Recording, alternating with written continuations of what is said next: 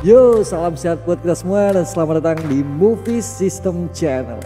Terima kasih buat teman-teman yang selalu mampir, memberikan dukungannya sekaligus menekan tombol like maupun subscribe dengan meninggalkan beberapa coretan penyemangat di dalam kolom komentar. Ya, semoga hari-hari kalian selalu menyenangkan pastinya. Sebelum memasuki part 12, alangkah baiknya Bang Doro Sing Pantun terlebih dahulu. Perut gendut itu tak masalah.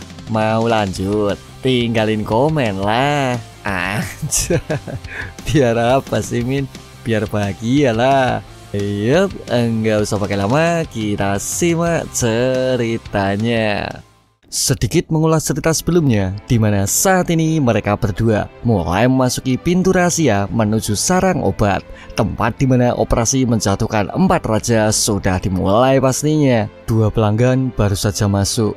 Berpindah waktu di mana ini adalah sebuah tempat tahanan remaja dan tempat ini bernama Lapas Chungma. Dan dari sinilah semua permasalahan itu dimulai. Jadi kau ya orang yang memaksa anak-anak keluar dari gengku, di mana saat ini terdapat sebuah pertarungan intens di dalam lapas. Seakan tak ada yang mau mengalah demi mempertahankan adanya otoritas, kekuasaan, dominasi barang selundupan maupun apapun itu yang terdapat di lapas remaja. Karena saat itu adalah kali pertamanya di mana mereka berdua bertemu sekaligus berseteru dengan kedua kondisi yang saling benci, tak ingin mengakui antara satu dan lainnya, sehingga saling menjatuhkan adalah sebuah keinginan yang menyelimutinya. Dasar serangga, kau pikir aku ini siapa, ha? Dan orang ini adalah Jung Jon, seorang tahanan dengan kasus penyalahgunaan narkotika maupun obat-obatan terlarang dan mendapatkan vonis selama 24 bulan tahanan di dalam lapas Chungma. Lalu kenapa kau begitu lemah? Dasar bada jidingadan. Dan orang ini adalah Lee Hye-sung, seorang tahanan dengan kasus pelaku penipuan maupun penyerangan dan mendapatkan vonis tahanan selama 24 bulan juga. Maka karena rasa benci yang tak pernah berakhir, mereka berdua saling berseteru hingga menghabiskan waktu yang cukup lama. Namun tak lama kemudian sesuatu yang mengejutkan segera menghampiri mereka berdua, membuat keduanya menjadi lebih tenang dan menurut, memilih untuk bersatu dan menahan seluruh rasa benci yang mereka punya.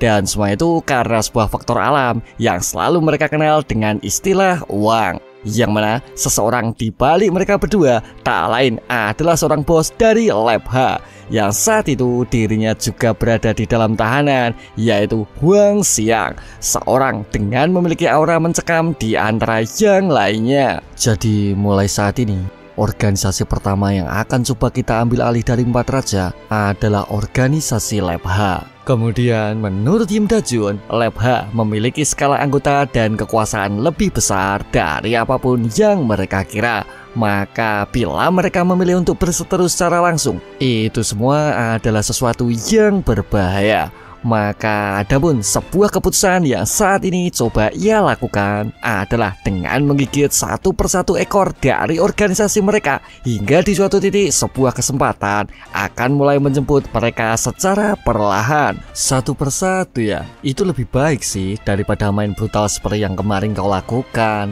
Tunggu, tapi apa yang kalian ketahui soal mereka? Menurut Kang Heso, terdapat banyak para bada jidingadan yang memiliki pengaruh besar di dalam organisasi mereka, karena semua tempat bisnis Lab H berhubungan dengan sesuatu yang disebut nakobra, sehingga akan memunculkan sebuah sistem keamanan yang sangat ketat di dalam bisnis yang mereka punya. Bahkan adapun sistem inspeksi berlapis akan mereka temui lagi setelah mereka berhasil melalui pintu rahasia yang sesaat lalu telah Heso ungkapkan kepadanya. Sekarang tolong tunjukkan tanda pengenalmu.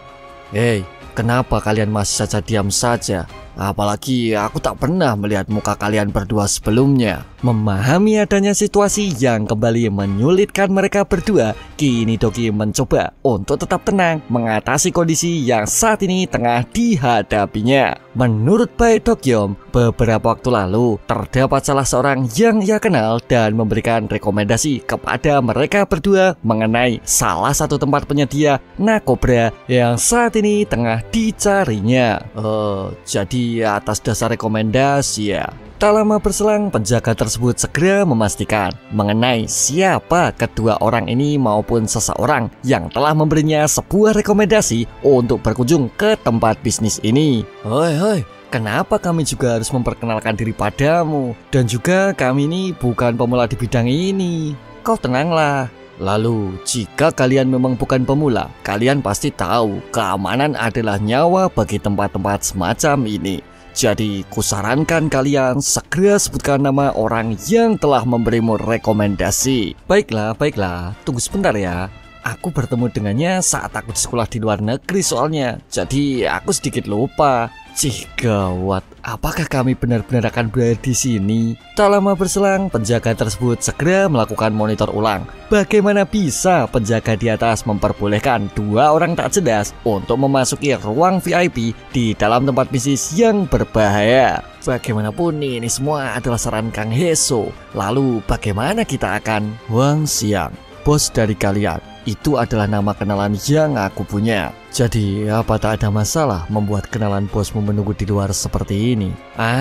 Benar juga. Sekarang kakiku mulai sedikit sakit sepertinya. Ungkap Dogi kembali berakting menyesuaikan situasinya. Memahami adanya permasalahan yang akan menjadi lebih rumit, akhirnya penjaga tersebut segera meminta maaf dan mempersilahkan supaya mereka berdua bergegas masuk ke dalam ruangannya. Hei Dajun, bagus sekali aktingmu. Kukira riwayat kita sudah hampir tamat tadi.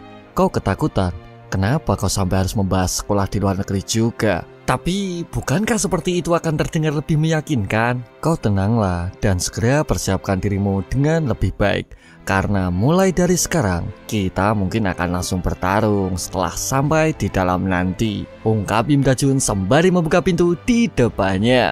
Sebenarnya ruangan tersebut telah didesain dengan sebuah asap yang terus-menerus keluar dari beberapa sudut pipa yang tersedia. Dan itu semua diracik dengan obat-obatan terlarang pastinya. Sehingga saat ini semua segera mengejutkan mereka. Karena situasi yang terjadi di dalam benar-benar mengerikan. Semua terlihat begitu tak lazim dengan apapun itu yang mereka pikirkan. Karena saat ini terdapat beberapa orang yang tengah sakau dan terlihat ekstrim dengan segala sesuatu yang menyertainya. Woi, Dajun, apa kita sekarang benar-benar berada di Korea? Wah, jangan bengong begitu. Senang bertemu denganmu. Jadi selamat datang di Deep Purple. Yang mana orang yang menyambut mereka berdua tak lain adalah Lee Hye-sung, seorang wakil manajer dari bar tersebut. Tak lama berselang, ia pun segera menawarkan diri untuk mengantar mereka berdua berkeliling sekaligus menawarkan beberapa produk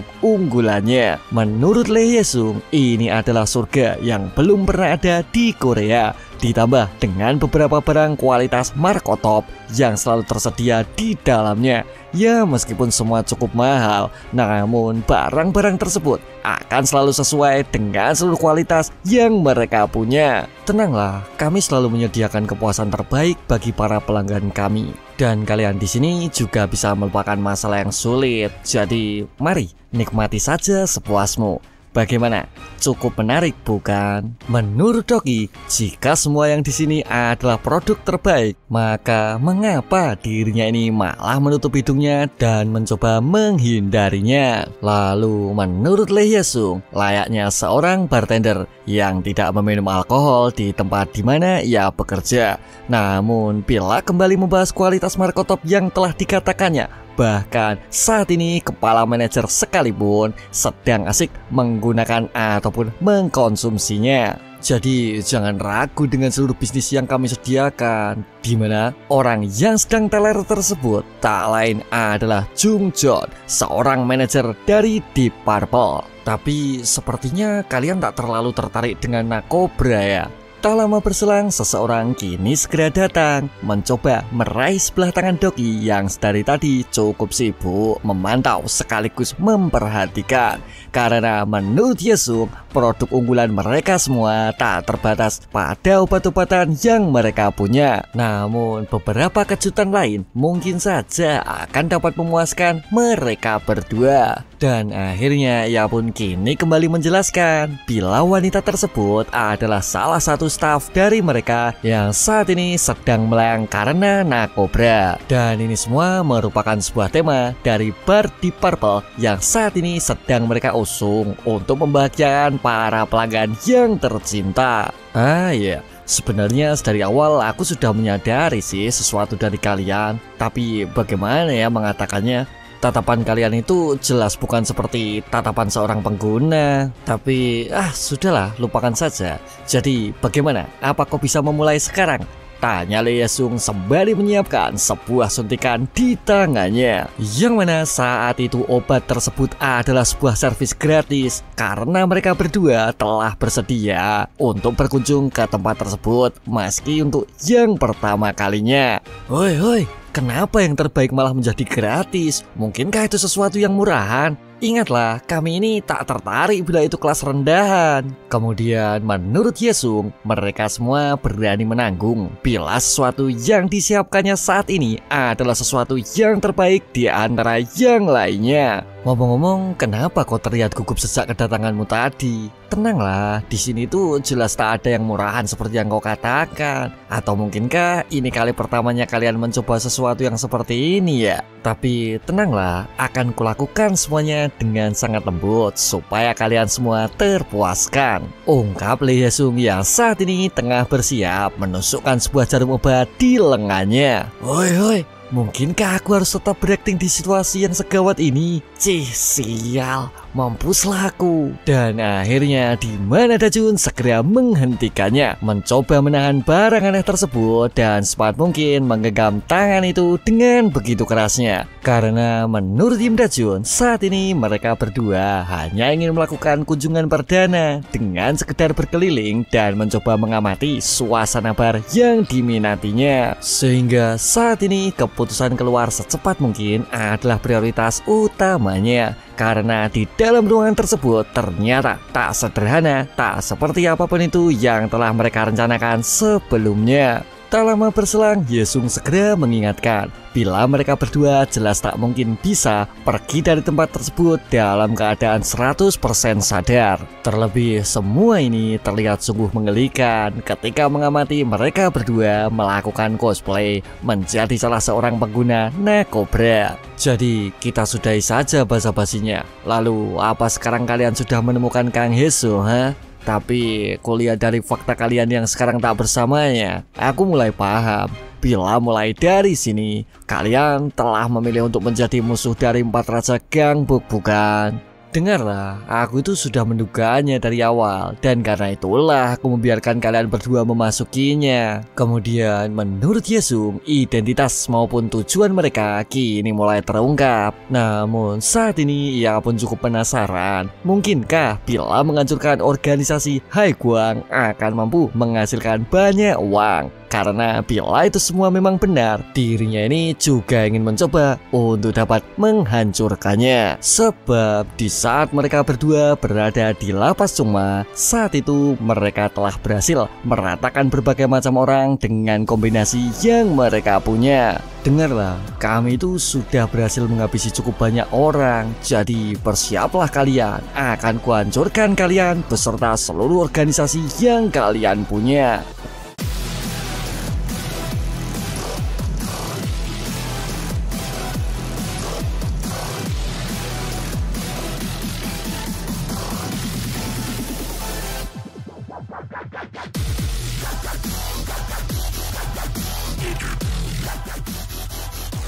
Wah, aku sungguh bersyukur. Pada akhirnya masalah jadi seperti ini ya. Ya, aku tak masalah juga. Karena kalian semua sudah bersedia berkumpul untuk segera kami ratakan. Sepertinya kalian tak menyadari situasi ya. Jadi bersiaplah kalian semua. Hancurkan mereka berdua.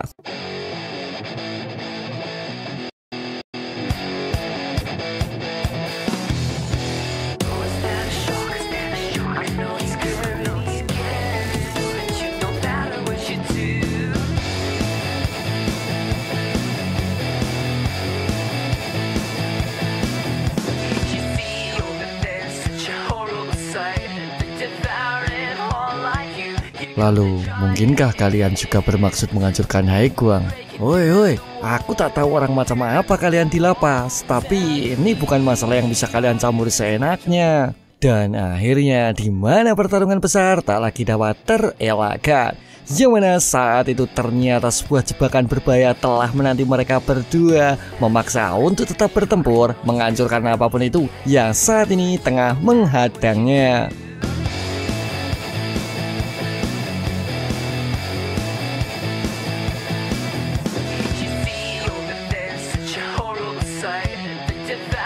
Doki, kau sebaiknya berhati-hati.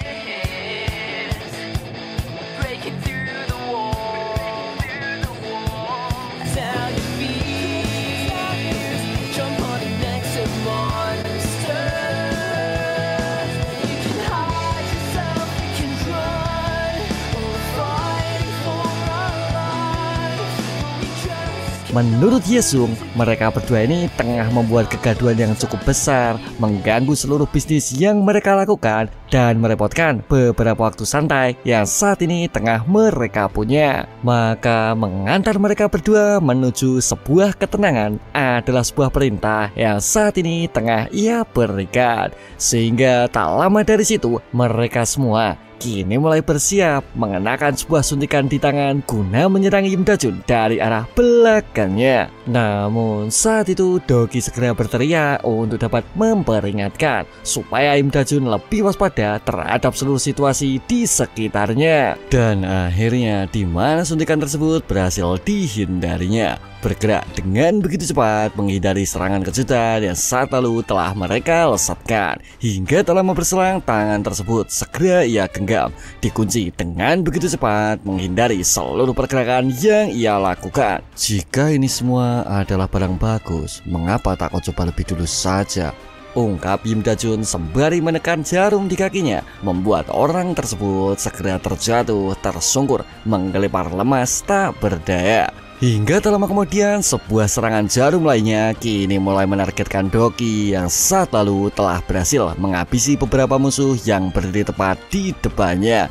Namun saat itu serangan jarum tersebut harus dengan hati-hati coba dihindarinya, karena semua itu akan berakhir fatal bila satu suntikan saja berhasil menancap di tubuhnya. Hingga tak lama berselang, respirator tersebut berhasil dengan cukup cepat coba ia buka. Diambilnya sebuah nakobra jenis lain dan segera ia masukkan ke dalam mulut musuh yang dicengkramnya. Sontak itu semua segera membuatnya tergeletak lemas karenanya. Sehingga saat itu dua orang yang tersisa kini telah selesai mereka bereskan juga, berakhir dengan mereka berdua menjadi mabuk akibat beberapa obat yang mereka terima. Mengamati adanya pemandangan mengejutkan tersebut, Yesung mulai menyadari bila situasi yang berbahaya ini dapat berdampak signifikan terhadap sebuah bisnis yang saat ini tengah ia jalankan. Cih, sial, ini bisa berakibat buruk juga sepertinya. Tapi kenapa Bada Jidingan dan yang kami panggil manajer selama ini masih tetap tenang dan tertidur di kursinya?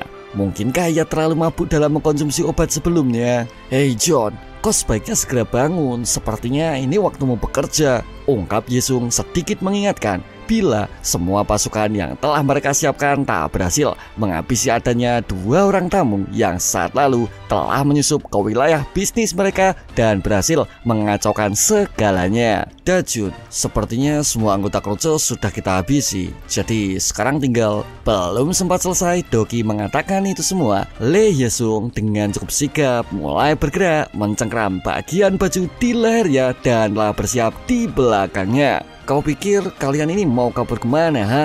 Dan bam! Dimana saat itu juga Doki segera dilemparkannya dengan begitu keras, menabrak beberapa aset yang saat ini tengah tertata rapi di belakangnya. Sontak semua itu kini mulai hancur seketika, membuat suasana bar menjadi lebih buruk tak seperti sebelumnya. Kemudian menurut Doki, ini semua sebuah servis yang sudah ia nantikan. Mengapa perlakuan yang seperti ini malah baru saja ia dapatkan? Tak masalah, kami juga memiliki sebuah prosedur tertentu yang harus kami jaga. Jadi menentukan pelanggan yang baik atau tidak akan kami putuskan setelahnya, ungkap Yesung menanggapi perkataannya.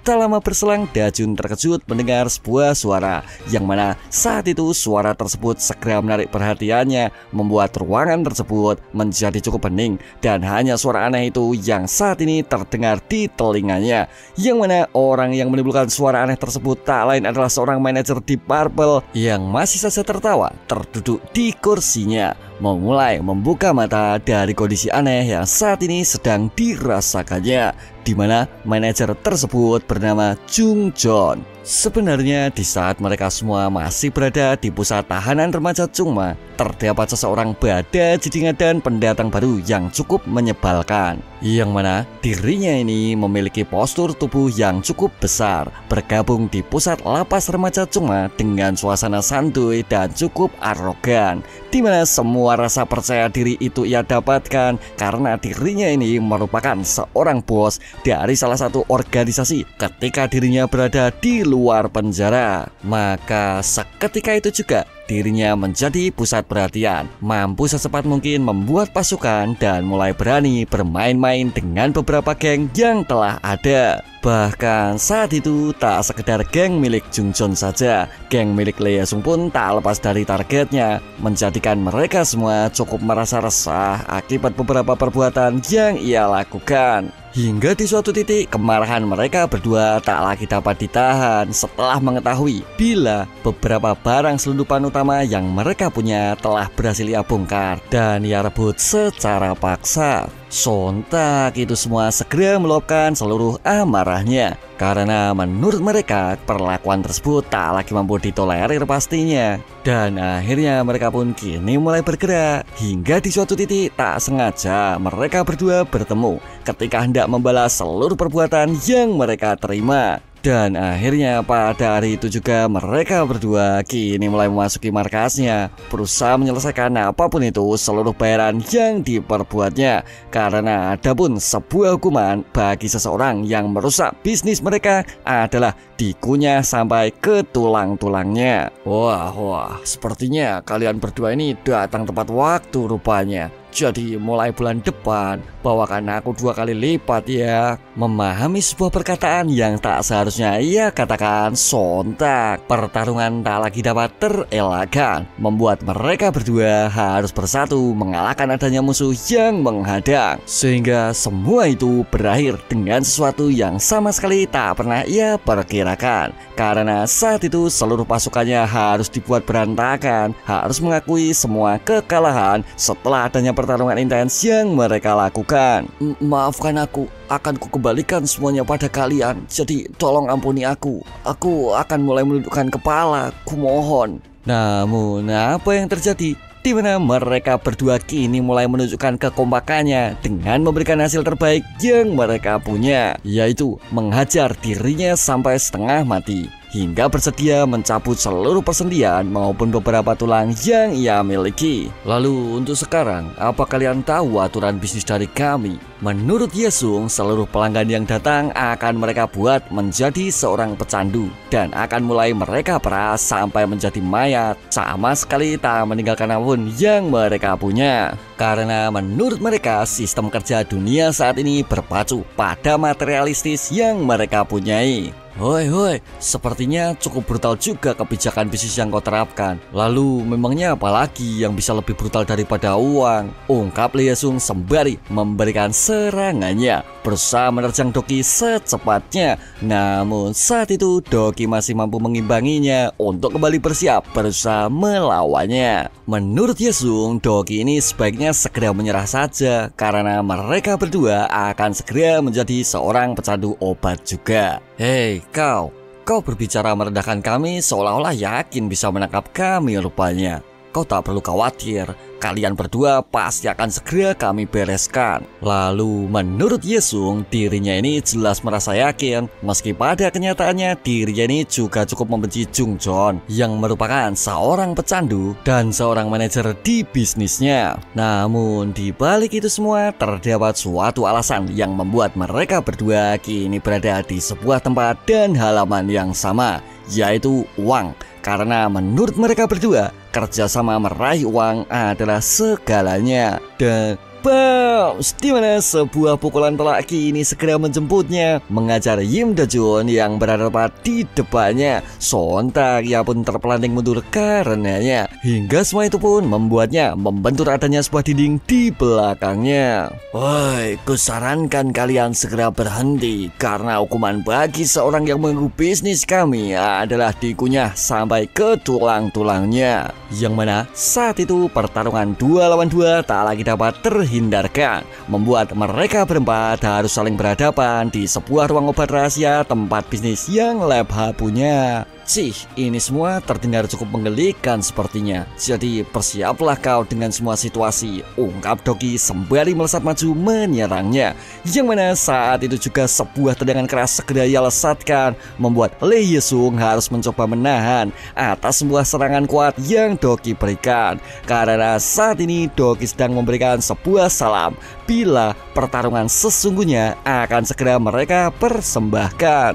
Hoi hoi, kalian akan mencoba melahap kami. Bukankah semua ini terdengar berlebihan? Tak lama berselang, Da-jun kini mulai bersiap memasuki mode serius menyambut adanya ronde berikutnya. Karena menurut Im Da-jun, ini semua tak akan menjadi mudah seperti apapun itu yang mereka kira. Jadi, ku peringatkan kalian satu hal, bukan kalian yang akan melahap kami, tetapi sebaliknya. Ungkap Im Da-jun segera melesat maju, seakan seluruh perkataannya adalah pertanda bila saat ini adalah waktu serius mereka berdua untuk menyelesaikan pertarungan ini secepatnya. Jadi, mari kita ajar mereka, ungkap Im Da-jun maupun Doki memberikan serangannya. Karena di balik itu semua, mereka berdua adalah sepasang monster yang selama ini memiliki masa-masa kelam yang hampir serupa. Dan akhirnya di mana pertarungan keras tak lagi dapat terelakkan, yang mana Doki kini masih mencoba melesat maju untuk terus dapat menekannya, berusaha mengendurkan stamina Lee Hye-sung yang dari tadi terus-menerus menghindar maupun menahan seluruh serangan yang ia berikan, hingga sebuah tendangan keras kini berhasil mendorongnya. Kemudian menurut Lee Hye-sung, dirinya ini harus secepat mungkin dapat menyelesaikan pertarungan yang dihadapinya, ya karena tak terlalu cocok dengan udara di sekitar pastinya. Jika situasinya memang seperti itu, lalu kenapa kau tetap memaksa menjual obat? Lalu menurut Hye-sung, itu semua jelas berbeda bila menyangkut persoalan uang di dalamnya. Terlebih saat ini bisnisnya terbilang sukses, mampu membuat mereka semua memberikan segala uang yang mereka punya. Karena kecanduan adalah suatu titik yang mereka targetkan. Tak lama berselang, Hye-sung kini mulai menerjang, menunjukkan sisi agresifnya, memberikan serangan kejutan kepadanya, yaitu sebuah pukulan 1 inci seperti adanya legenda film action yang pernah ada. Dan bounce, di mana sebuah pukulan cepat dan kuat kini segera diterimanya mengenai bagian perut Doki tanpa sedikit pun dirinya sempat menahannya. Sontak ia pun kini harus terhempas, terjerembab jatuh dibuatnya. Menurut Lee Hye-sung, Doki dan Da-jun ini adalah seseorang yang mirip para pecandu yang ada, memahami betapa berbahaya obat namun masih terus mendekatinya. Dan itu semua juga dilakukannya, mengerti bila Empat Raja adalah organisasi besar dan berbahaya, namun mereka berdua masih saja terus memaksa menjadikan mereka semua sebagai musuh sekaligus melawannya. Namun saat itu Doki segera mengcounternya, mengunci dengan begitu cepat, berusaha untuk sekeras mungkin membantinya, sehingga itu semua sontak segera mengguncangnya, membuatnya cukup merasa terkejut dengan berubahnya pola serang yang ia lakukan. Lalu, apakah menurutmu aku ini orang yang tak bisa menahan diri?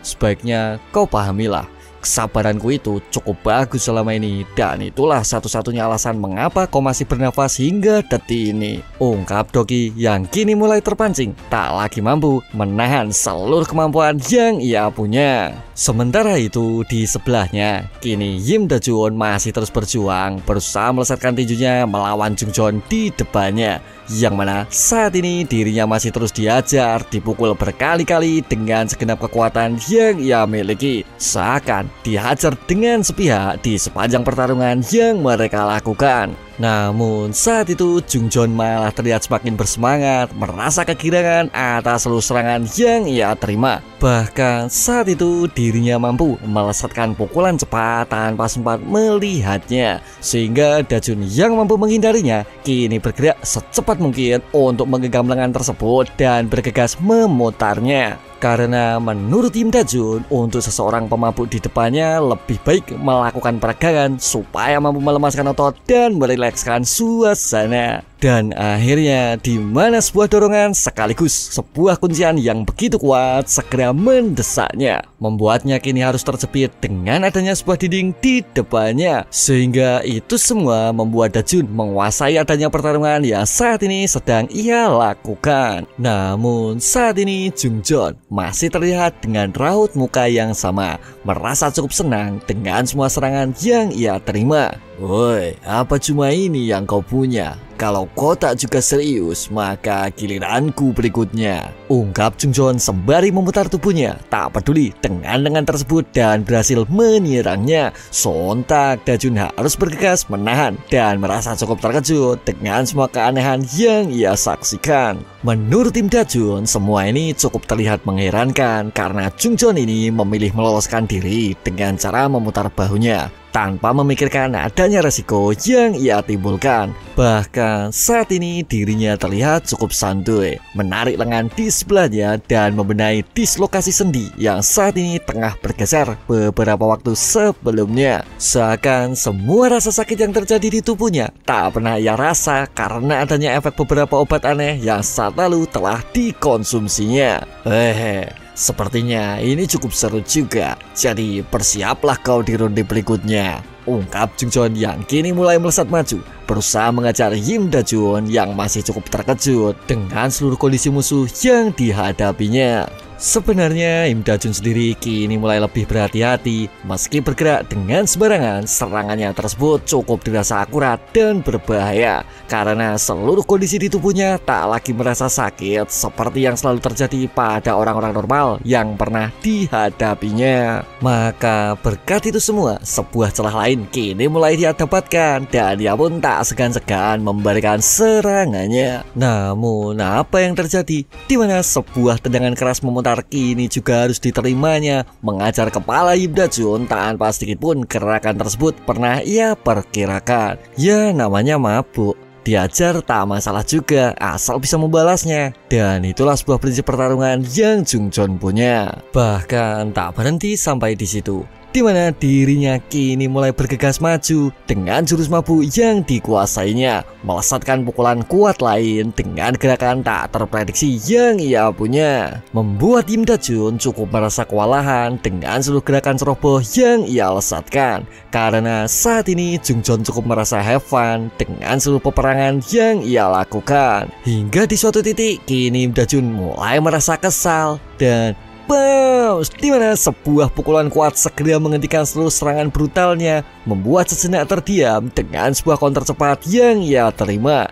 Namun lagi-lagi semua itu membuat Im Dajun kembali merasa terkejut karena sesaat setelahnya kepala lengan yang ada di depannya dengan secepat mungkin coba ia gigit dan coba ia kunyah sekencangnya. Hingga semua itu pun memaksa Im Dajun bergerak menarik tangannya secepat mungkin, menghindarkan kepalan tersebut dari gigitan brutal yang menantinya. Namun belum juga perasaan lega dirasakannya, kini sebuah gigitan lain segera menerjangnya, mengambil momentum ke lengan Dajun dan bersiap menghancurkannya. Sehingga saat ini dirinya harus pasrah, bersiap menerima serangan kejutannya. Dan di mana sebuah kejutan lain kini tengah berhasil menghentikannya, menahan seluruh laju gerakan Jungjon yang sangatlah berbahaya. Sehingga berkat itu semua, dirinya mampu terhempas bersama Lee Hae-sung akibat sebuah serangan kuat Doki sebelumnya. Dan akhirnya mereka berdua kini segera tersungkur, berhasil menyelamatkan Im Dajun dari kondisi krisis yang dihadapinya. Hoi, apa yang sedang kau lakukan? Mengapa kau malah asik bermain dengannya? Bukankah kita harus menyelesaikan secepat mungkin? Iya, haruskah sekarang aku juga mulai membantumu? Sudahlah, kau benar-benar tak perlu membantuku, Doki. Baiklah, jadi mari kita selesaikan ini bersama. Tak lama berselang, Lee Hyesung segera mengingatkan supaya mereka berdua bekerja sama sehingga dapat menghancurkan penyusup secepatnya. Sial. Kenapa aku harus mengatakan untuk bekerja sama dengan Bada, Jidinga dan sepertinya? Tapi jika kau tak bangun secepatnya, kita akan mulai kehilangan seluruh uang kita. Jadi begitu ya, uang ya. Tak akan kubiarkan semua itu terjadi, ungkap Jungjoon sembari melesat maju memberikan serangannya. Menurut Doki, semua gerakannya ini terlalu berserakan, terbuka dengan cukup lebar, membuatnya mampu menyerang dari berbagai sudut yang dilihatnya. Namun apa yang terjadi? Di mana gerakan Jungjoon kini kembali tak sesuai dengan sebuah prediksi, membuat Doki harus sejenak berhenti karena serangan acak lain segera menerjang dan mengajarnya. Sontak itu semua membuat Doki cukup merasa terkejut atas semua serangan aneh yang ia terima. Kau berhati-hatilah, Bada, Jidinga dan satu ini memiliki pola acak dalam serangannya, ungkap Dajun mencoba mengingatkan sembari mulai berganti maju menyerangnya.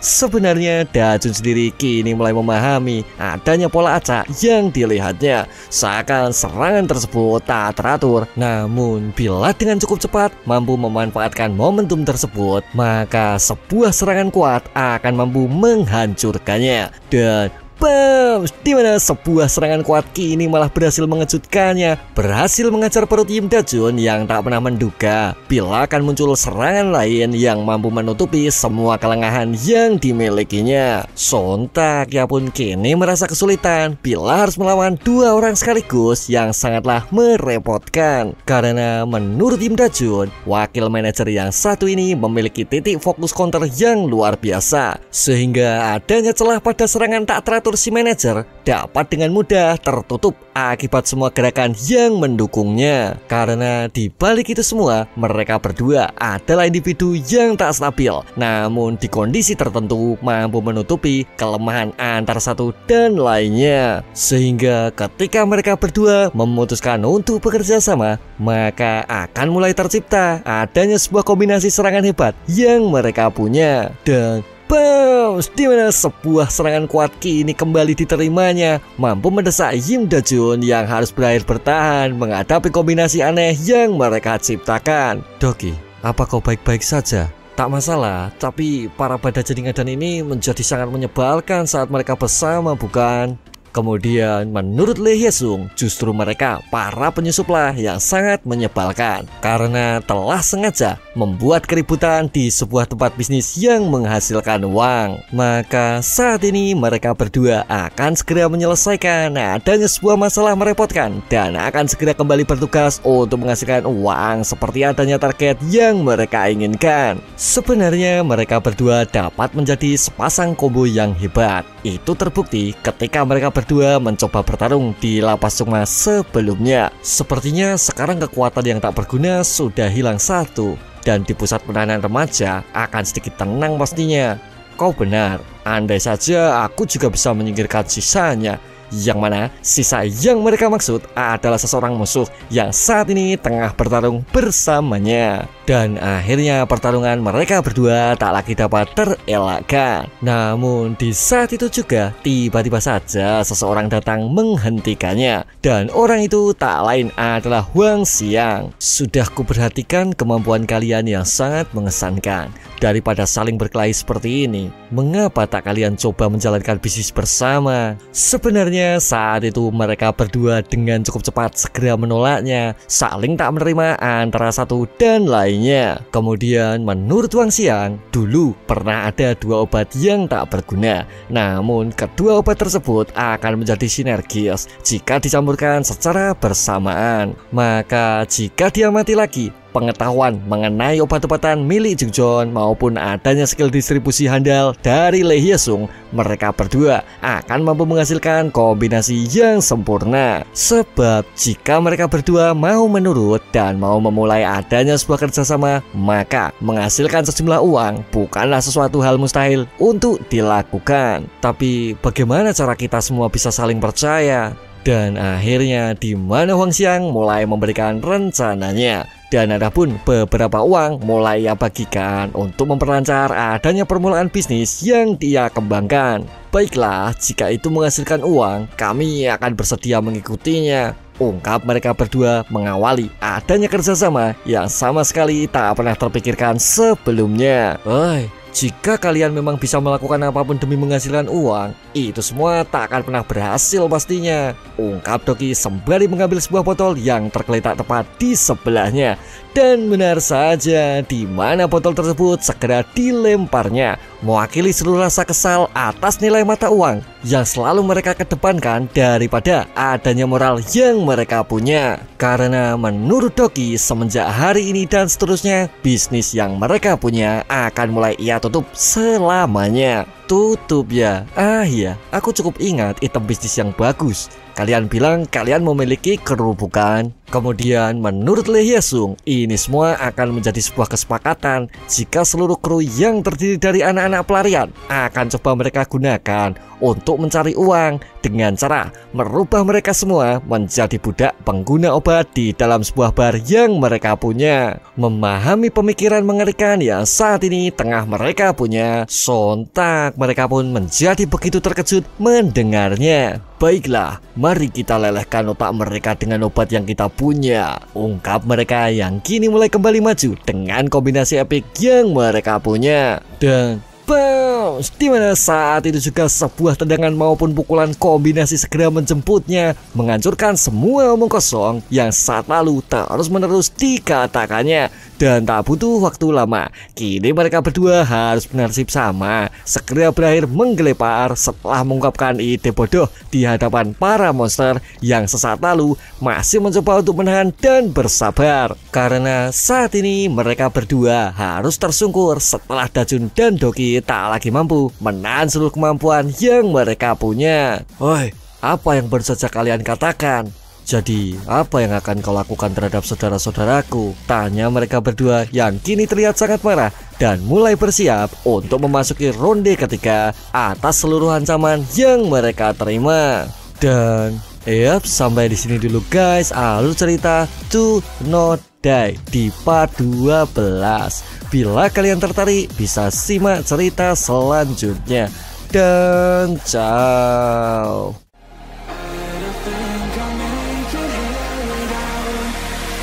You know it.